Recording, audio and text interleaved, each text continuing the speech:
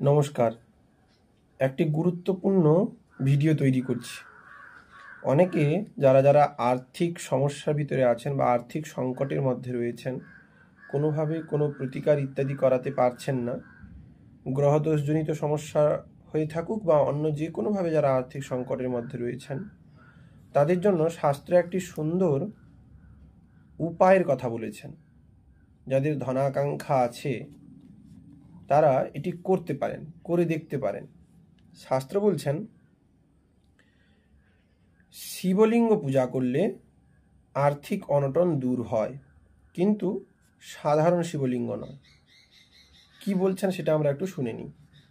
বলছেন গন্ধপুষ্পময়ং লিঙ্গং তথান্ন দ্বিবিনির্মিতং কস্তুরী সম্ভবং লিঙ্গং ধনাকাঙ্ক্ষী প্রপূজয়েত। অর্থাৎ কি না, কালোত্তর শাস্ত্রে বলা হচ্ছে যে যাহারা ধন আকাঙ্ক্ষা করেন, অর্থাৎ যাদের অর্থের দরকার রয়েছে, তাদের কর্তব্য কি না গন্ধপুষ্পের দ্বারা নির্মিত লিঙ্গ পূজা করা।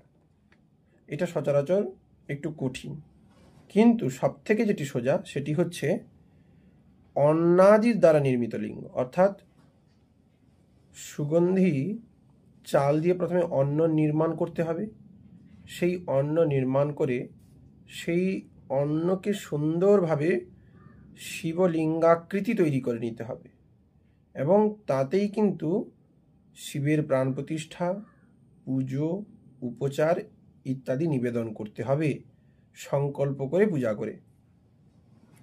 আর বলছেন যে গোরচনা নির্মিত লিঙ্গ বা কস্তুরী নির্মিত লিঙ্গ, এটি পুজো করলেও কিন্তু ধনলাভ হয়ে থাকে।